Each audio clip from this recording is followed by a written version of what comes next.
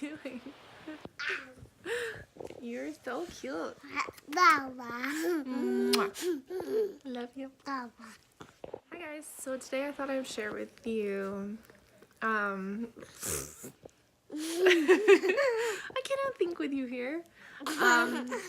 Benefits, pros and cons to home birth versus hospital birth, because I have experienced a hospital birth, a planned home birth, and an accidental home birth that was supposed to be a hospital birth.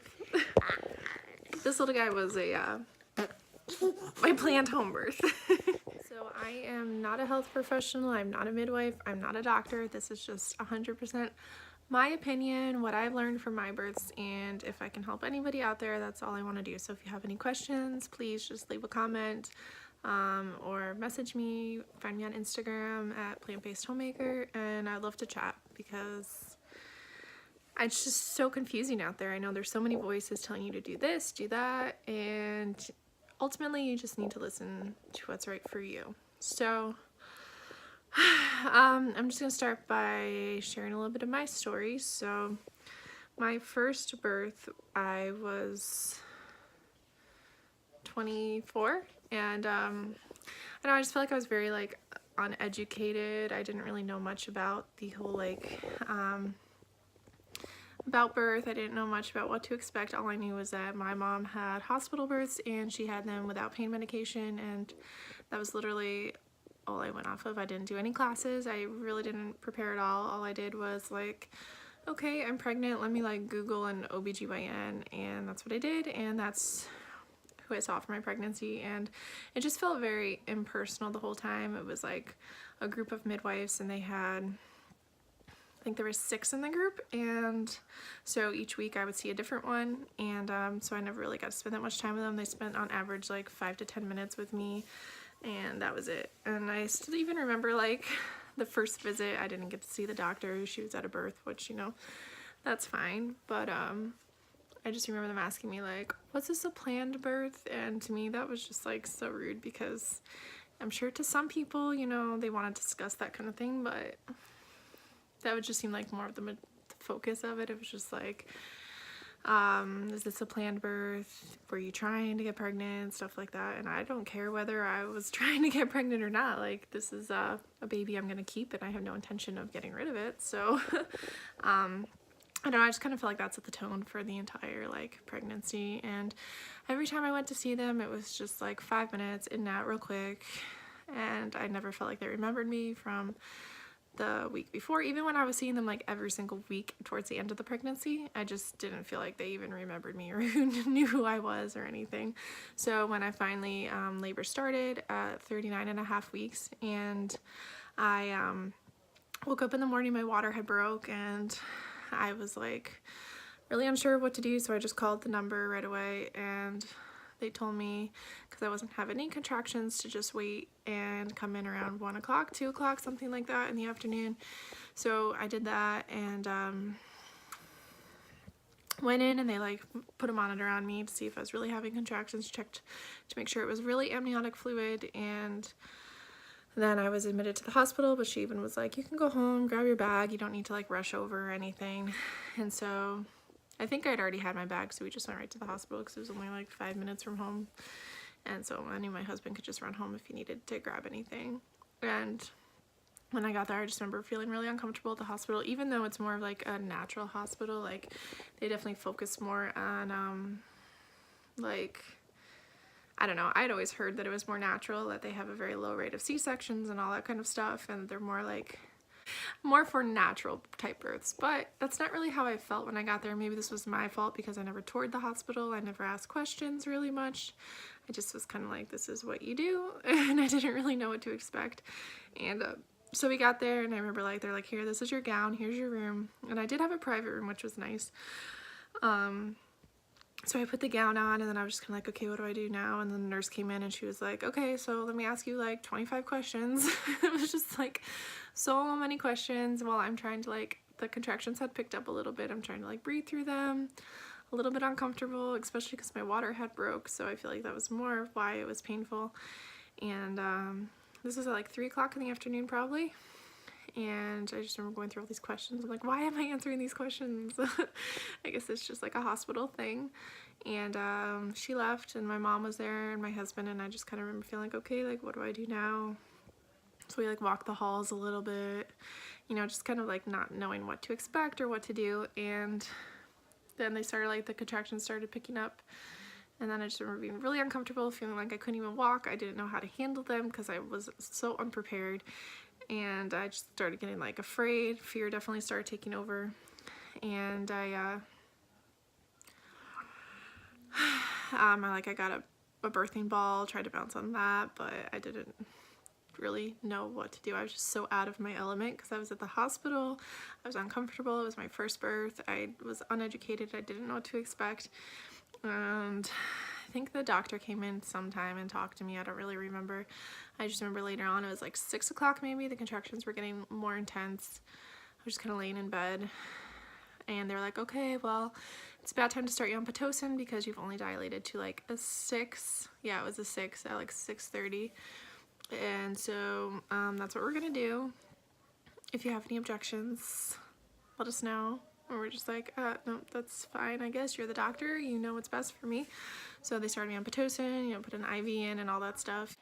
So it was like 6:30, yeah, and they started me on Pitocin. And then once that kicked in, the contractions were horrible. They were unbearable. I was in the worst pain of my entire life, crying, screaming through every contraction. And then when the contractions were off, I would be like asleep almost, and then I just like felt another one coming. I was so afraid, and they were so intense and so painful. If you've ever had Pitocin, you know, stay away from that stuff. It's horrible unless you need it, but that stuff is so hard to work through. And I was just laying in bed on my back, and I had no idea what was going on. And then I remember the doctors had switched shifts, so I had another doctor come in. And this was actually the one doctor that I really liked at the practice. She always seemed like really nice and caring. And I just remember her making fun of me because I didn't want any pain medication. And she was just like, you don't have to be so tough, you know, you can take some medication. And she just started laughing at me as I was like going through a contraction that was so painful. And I was just like, that was so rude. And so it was like 9:30, and my friend was there taking pictures, and she was also a labor and delivery nurse. And she just remember looking at me, and she was like, do you feel like you need to push? Because you look like you need to push. And I had no idea. I just was like, maybe, I don't know. And so she was like, well, let me go get a nurse or a doctor or something. So she went and got somebody because there was nobody there. My mom was there, my husband was there, and she was there. And that was it. There was nobody else there. So she went out and got somebody, and then she came back and she was like, okay, well, let me check you. You're a 10. All right, we'll get ready to push. And when I started pushing, his heart rate dropped really fast, and I didn't know any of this. I didn't know what was going on. The only reason that I knew was because my friend who was a labor and delivery nurse, she told me afterwards when I asked her what happened. But apparently his heart rate kept dropping super low from the Pitocin because it was so intense, and he wasn't being able to like recover through contractions. So every time I would push, his heart rate would just drop really, really low.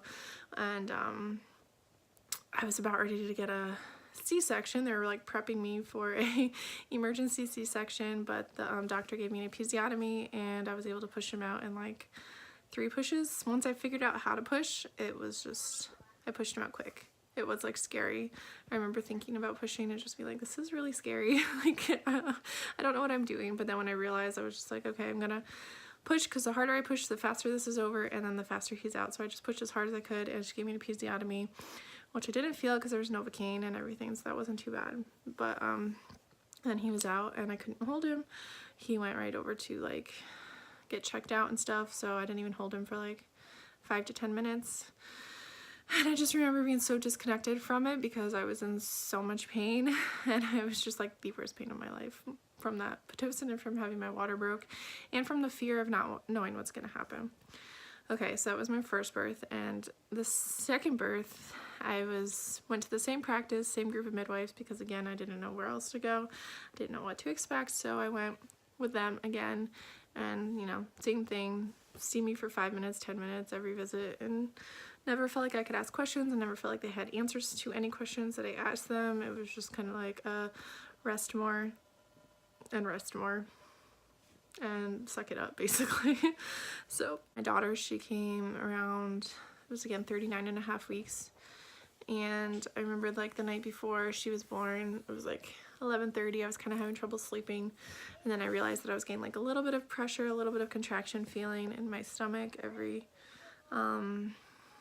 like 4 minutes, 5 minutes, and then they would kind of go away and be irregular, and then I was able to sleep all night. So I figured it wasn't really labor because it was super, super, super light.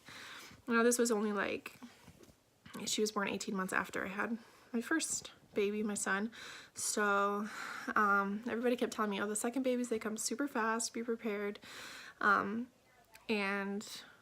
that morning I woke my husband up, I don't know, it was like 8 in the morning, so I don't really think I woke him up, but I was like, I think she's coming today, but I'm not really sure. Kind of feels like maybe something's going on. And because I was able to sleep most of the night, I kind of had a heat pack on my stomach, and I ate breakfast. I had a pretty big breakfast, like eggs, bacon, toast, everything, and at like 8:30, and then I went home. We ate at my parents' house, then I went home, took a shower, cleaned the house, and I remember like having to breathe through contractions a little bit, but they were not intense at all. And this time I had spent so much time researching like just like natural ways to get through labor, I guess. And so I remember saying to myself, like, my body knows what it's doing. I'm gonna trust my body, and you know, this is natural. This is what my body was meant to do. And so I think it was like 11 o'clock, all of a sudden I was just like, something feels different. And I remember laying on the floor and just being like, I need to push. Like, I hadn't even like called the doctors yet because I just felt fine.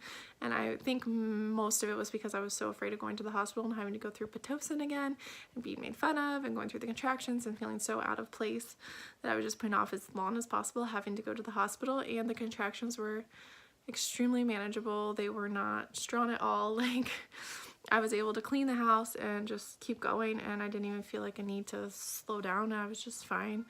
And then like 11 o'clock I was laying on the ground, and like my 18-month-old son's just like sitting on my head, petting my hair.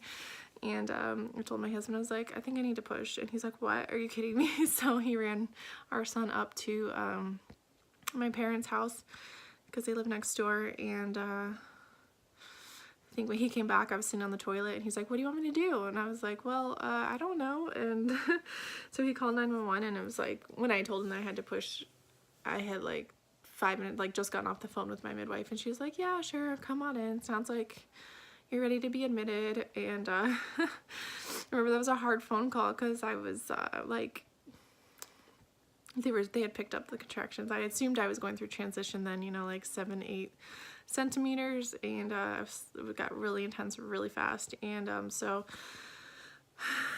he's on the phone with 911, and my mom shows up, and she's like, or maybe she had come with him, and she got me in bed because I was sitting on the toilet because I didn't know what to do. I just got really scared all of a sudden, and I was just like, I'm just gonna go sit on the toilet.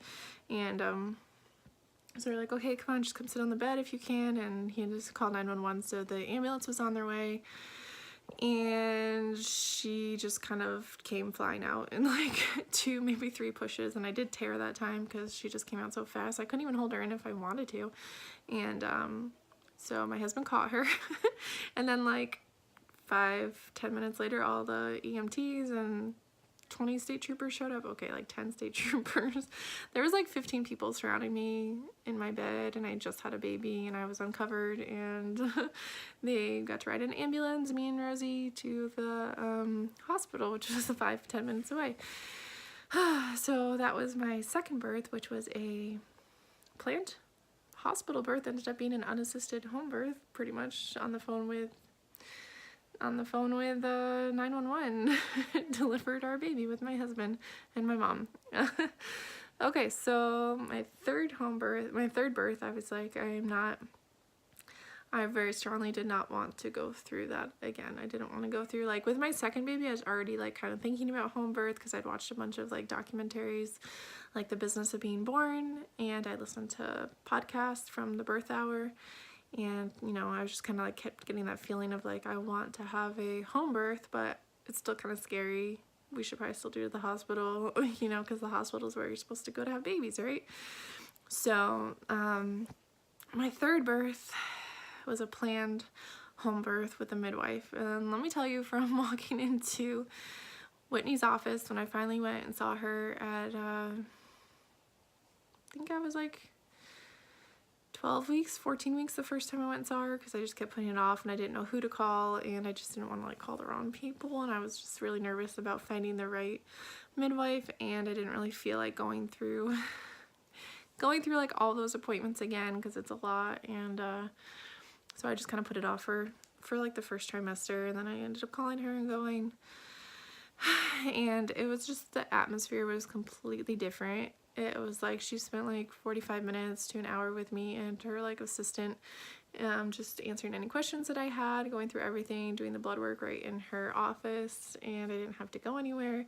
And you know, she just kept asking me, do you have any questions? You know, it was very like so different from the other office, and right away I just felt so much more comfortable. Still like a little nervous about birth, but just way more comfortable. And so I ended up going with her, with Whitney, and I'm just somebody who doesn't really ask questions. I just kind of am like, go with the flow, I'll figure it out later, and ask a question if I really can't figure it out. So I mean, a lot of this was my own fault from not asking enough questions maybe, but I just never felt comfortable enough to ask a question. And so with Whitney, we planned to have a home birth, and I saw her just the same as every other, same schedule as the OBGYNs, you know, like once a month for the first 28 weeks, I guess, and then every 2 weeks, and then every 1 week after 36 weeks. And at the 37-week appointment, she actually came to our house to make sure she could find it, to know where everything was. And so she came to our house at 37 weeks, and I was able to do for my blood glucose test, so you do it 27 weeks instead of having to drink that really gross, like basically like sugar and dye drink, and then you know you have to wait or whatever. I was able to just drink grape juice, which I ended up throwing up because it was a really hard pregnancy, but like I just really liked having that option. You know, the other place I didn't have that option. It was just, you know, this is what you're doing. That's it.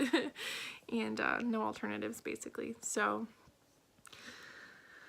she came to her house to get ready for the home birth. I did have to prep some stuff. She gave me like a whole list. You know, I had to get like towels and swaddles, and if I wanted a birthing tub, I needed to get that, which I could get through her and rent it and, you know, send it back. I didn't end up getting one because after Rosie, I just kind of figured that the baby would come really fast and I wouldn't even have time to set it up. But this time I read books. I read Ina May's book on natural childbirth, and that was just like so empowering. And I knew like, okay, I'm gonna be like completely way more comfortable at home, because I was with Rosie, because I was just so like not focused on what's going on around me. I was just focused on my body and taking care of myself, that I wasn't scared. I wasn't scared at all. And I mean, of course, some of that is because it was my second baby, my third baby, that, you know, I knew what to expect. I knew what was going on. I wasn't afraid.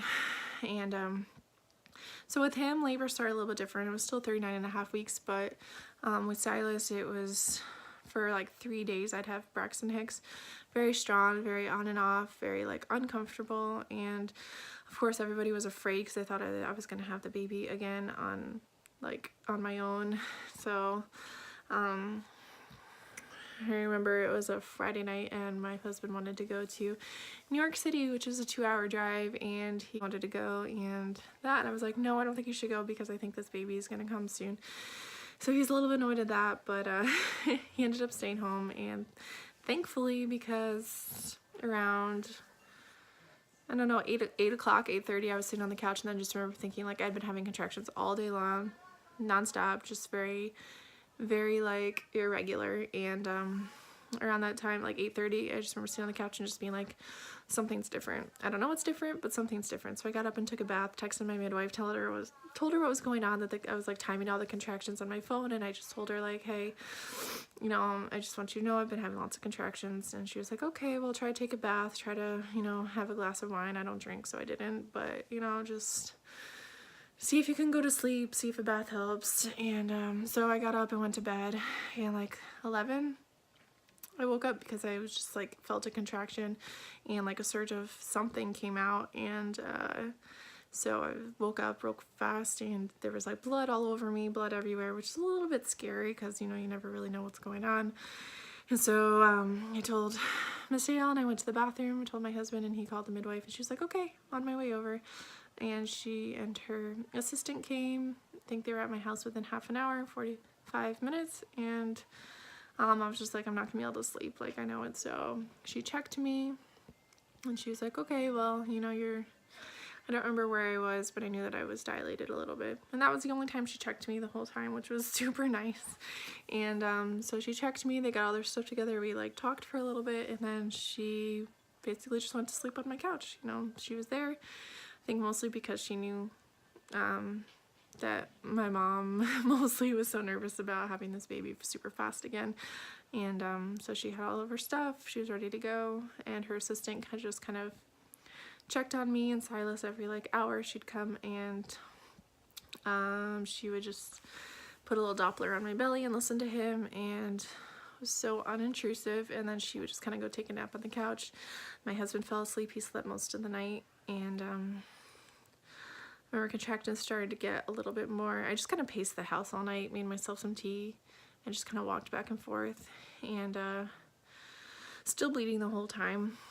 And so I think it was like 4 o'clock maybe, the contractions started picking up. Well, 4:30 the assistant came in and I was like laying in my bed kind of crouched over, and she was like, hey, sounds like they're getting a little more intense. How are you feeling? Should we check your blood? And I was just kind of like, I don't know. Like by the time she like got to that point, it was like, I don't know. I don't think she never checked my blood or anything because I was just kind of like, I think it's the same. I don't really know. And so I just kind of was pacing the house again, just by myself for the most part all night, which I loved because I'm just like, I like being by myself as much as possible. And if I have to be around other people, then I'm start like feeling like I have to act a certain way, like I don't know, like I don't want them to be uncomfortable. And instead of thinking about that, I could just think about myself and what I needed in the moment. And so, you know, I was just letting my body do what it needed to do. And I remember it was just starting to get light out, and I had texted my mom at like 1:30 letting her know the baby was coming, and I knew she was sleeping, so I didn't want to wake her up because I knew it was still going to be a while. And then like it was just starting to get light out, and I see her like running down the hill coming to our house because like I said, they live next door. And as soon as she got there, like the next contraction, I was like, oh, this contraction's different. Like I feel like he's about ready to come, about ready to push. But he still felt like high, and I didn't really feel like I could push yet. I just wanted to like hold on a little bit longer. And I just remember like hanging on to my husband, and they were kind of like the midwife, my mom and her assistant were kind of standing around me. They're like, okay, well, where do you want to have the baby? And I was like, oh, I don't know, let's just go to the bedroom. My kids were still sleeping. They slept through the whole thing. It was like 6 o'clock and I started pushing, and he just felt like really high and really uncomfortable, and I just didn't feel like he was ready to come yet. But like they were kind of telling me to push, which, so to me, I felt like a little bit rushed in that area. And like this time around, I'm 19 weeks pregnant now, so this time around I'm definitely going to listen to my body more, and if I don't feel like I'm ready to push, I'm just gonna tell them like, no, I'm not quite ready. And I think I'll be more comfortable this time because I'm even more comfortable with my midwife that I have now. But anyways, I started pushing, and he just kind of like wasn't really coming. It was really hard, and I was kind of in a weird position on my bed, and you know, I'm not somebody that likes to ask for help, and I should have asked for somebody to like sit behind me or something so I could have more support. And he like, his head kind of got stuck coming out, and then his shoulders got stuck coming out. And he wasn't even that big of a baby. He was only like 8 pounds 1 ounce, but it was still the hardest pushing I'd ever had to do. I was so used to them just kind of coming out on their own, and I had to really push hard to get him out. And but after that, it was just so nice just being in my bed. I wasn't hooked up to anything. There wasn't strange people coming in and out of my room. There wasn't people waking me up in the middle of the night when I was trying to recover from having him. And it was a little bit hard because maybe I should have hired a doula, because I just felt like I didn't really have enough help after he was born. The sales mom came by, my mom came by, but I just kind of felt like I didn't have enough help. And so that is one downside definitely to a home birth, is making sure that you have somebody to take care of you, or that you've like prepped meals. And My midwife, she did come.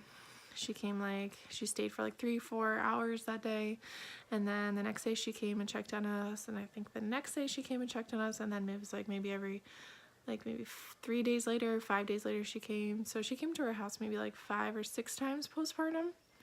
Whereas in the hospital, they don't do that. You get nurses coming in while you're there, but then when you're discharged 2, 3, 4 days later, nobody comes home with you. You're there by yourself, trying to take care of yourself, not knowing what's going on. And I could text my midwife anytime I wanted, ask her any questions I wanted. She was there. And I think that was like the nicest thing about having a home birth, is just being able to rest in your own bed. And for me, the hospital is only 5-10 minutes away. So like if there is an emergency, which if you're a first time birth, I think it's like a 10% chance of a transfer rate, because first babies you generally take longer, so sometimes you get worn out and you need to go get a epidural because you're just so tired after, you know, a couple of days of pushing sometimes, or I mean not pushing, just being in labor sometimes. And then if it's your second baby or more, it's generally like a less than 1% chance of transfer rate. So to me, I'm really comfortable with that. And of course there's always a risk of something going wrong, because it's labor, it's delivery, it's birth, but I feel like our bodies are made to do this. And if we can keep ourselves in a mindset of my body knows what it's doing, my body is in control, my body knows how to birth a baby, I just need to accept it and allow myself to ride the waves of contractions and not be afraid of the pain, because really they're not that painful. They're only painful when you're on Pitocin, or if your water's broke, they're more painful. And if you're afraid, that's what makes them the most painful, is the fear factor. Because with Silas, when I was pushing, I was totally fine. Like, they were a little intense. I was trying to wake up my husband because I would like to lean on him, but he was in a deep sleep, so it was fine. I wanted him to rest anyways, but I would have liked to lean on him, and anytime I lean on him, like, I just feel like all my pain goes away because he just kind of absorbs it for me. And so like with Silas, I was fine. I was comfortable. They were intense, but they were manageable. It was completely manageable. And once I started pushing and I realized that he was stuck, I started getting afraid, and that was when they started getting painful. That's when I started, like, my fear kicked in, and then I was like, I don't know if I can do this, like, you know, just that fear of like, he's not gonna come out, he's stuck, kind of the fear. And that was when they got painful. So it is completely a mind game. And so that's why I feel like if you are comfortable giving birth in a hospital and you like that environment, you like having the people around you and like the hospital environment, and I would say definitely have your baby in a hospital, because you need to be where you're comfortable. And if you're not comfortable, if you're at home and you constantly have this fear of like, what if something goes wrong? What if the baby gets stuck? What if there's an emergency? Then you're going to be playing that in your head the whole time, and then you're going to be afraid, and it's not going to work as well. You need to be where you're comfortable, where you have the best support team. And I feel like it's really important to only have people around you and while you're birthing that you are 100% comfortable with, that you are able to just be yourself around, and that will take care of you if you need something, and you can ask them, because it's just about you and birthing your baby. It's not about them. It's not about the other people in the room. It's not about making them comfortable. Like, if your husband wants you to have a hospital birth and you're like, I'm completely uncomfortable in the hospital, then like you need to find a way to communicate that to him so that you can give birth at home, because you need to be where you are most comfortable. And like I said, I'm not a midwife, I'm not a doctor, I'm not any of that, so please do your own research. This is just my experience, and it's very accurate for me. Like, this time around, I have a midwife who I wasn't able to go with the same one I had last time because she switched practices, but so I found this new midwife, and she literally spends 2 hours with me every appointment, and I've only seen her twice so far, and I already feel way more comfortable with her than I did with any of the other doctors that I've ever had, because it's just such a relaxing atmosphere. I meet her in her house and out in the country, which is like someplace I just love the country. And for me, that's what makes me feel comfortable. And so I'm just so comfortable with her, and she already has this like kind of a motherly type of instinct, like she's gonna take care of me. And so I just feel very safe around her, and just knowing that I can literally ask her anything, that she's not like trying to push me out the door, she's not busy, she's just so calm, and just has this overwhelming presence of like everything's gonna be fine, and if you have any questions, just ask me and I will take care of you, type of a thing. And for me, that's just exactly the type of person that I need. I need somebody that's not overly pushy but will listen to me. And so for me, getting to spend those 2 hours with her every time I go to see her, that's what I need, because then I feel comfortable asking questions. When I know I only have 5-10 minutes and I feel like I'm taking this doctor's time and they have someplace they need to be, then I don't want to ask a question because I feel like I'm just bothering them. And it's definitely like the relationship with the midwife is super important. And if you go to a midwife or an OBGYN and you don't feel comfortable with them, then that's going to reflect through your whole pregnancy and delivery and labor. And if you're not comfortable, it's going to make everything harder. And you need to be with somebody that you trust and somebody that you feel like is going to take care of you no matter what. And that's how I feel this time, for sure. It's really nice, like finally having that feeling, and I wish that I had found her 3 births ago. So is there anything else that I would like to say? I don't know. I mean, it is like sometimes thinking like, well, what am I going to do with my other kids, you know, when the baby's being born? And I honestly don't really think about that because I just feel like God will take care of it. Last time with Silas, they were both sleeping the whole time. Rosie woke up right when I was giving birth, and my mom was able to take her out of the room. But like I would have been okay with her being there. I would have been okay with her coming and sitting next to me because I feel like that would have kept me calm, even though she was only 2 years old. I just feel like having her presence probably would have helped keep me calm. And like that's totally a personal preference. Like this time around, my 5-year-old son wants to watch the baby be born, and I feel like I'll be okay with that. I'm not completely sure yet, but he's such like a nurturing kind of a person that like I just feel like he would just be fine with it. And as long as he's comfortable with it, I would never push him to be there if he didn't want to be there, you know. But if he really wants to be there, then I'll probably get like a birthing tub, and that way it won't be like so open, I guess. I don't know, so visible, everything, because that might make me uncomfortable. He can just kind of stand behind me and observe, because it's just, I feel like it's better for bonding, but I've never done that before. So, you know, maybe this one will just be born in the middle of the night again, and I feel like he'd be really sad if he missed it. But anything else? If you have any other questions, please, like I said, put them in the comments, and I will definitely answer as many as I can. Or find me on Instagram and message me there. Is there anything else I want to say? Well, like, I think I touched on it, but the postpartum recovery after having from the hospital with a midwife is completely different.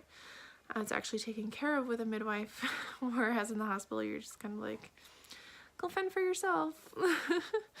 And it's not fun. I still remember like, after I gave birth at home, my midwife, who had been up all night with me, well, she slept a little bit, but she'd been here with me all night. Her and her assistant, they changed my sheets, they started the laundry for me, she offered to make me food, you know, she took care of me, and that was so sweet. You know, the baby didn't go anywhere, they didn't cut the cord till I was ready, like all of these things that at the hospital they didn't even ask me about. I didn't have a choice. It was just kind of like, this is what we're doing, okay? So again, like I said, I just feel like with choosing between home birth or hospital birth, or even like a birthing center, you just need to go where you are most comfortable, and you will have the best outcome if you're with somebody you trust, you have a good support team around you, and you're in an environment that makes you feel comfortable, because that's the most important. Comfortable environment, and trusting your body, trusting yourself, and trusting your care provider, your midwife, your OBGYN, whoever it is. You just need to have that relationship with them that makes you comfortable, that makes you feel strong, and makes you feel like you are capable and worthy of giving birth to this baby. And that's what makes the most difference. So like I said, for me, home birth all the way, I'm just such a quiet person that for me it's just way better for me to be home. But some people I would be more comfortable in the hospital. So, you know, and if you do go to the hospital, make sure you know exactly what you want and you stand up for yourself, because they will try to push things on you. You know, I don't think I needed Pitocin with my first baby. I think he was progressing fine, and yeah, there is like a 12-hour window before infection might set in after your water has broke, but I kind of feel like he would have been born in that time frame anyways. I had dilated from like a 2 to a 6 in just 3 hours, and I was definitely progressing, and I don't feel like I needed Pitocin looking back. And I just feel like it put him in danger and me in danger, and I'm just very thankful now that I have a midwife that I can trust and a safe place to give birth. And like I said, ask me any questions. Feel free to subscribe and like this video, and I'll see you next time. Bye.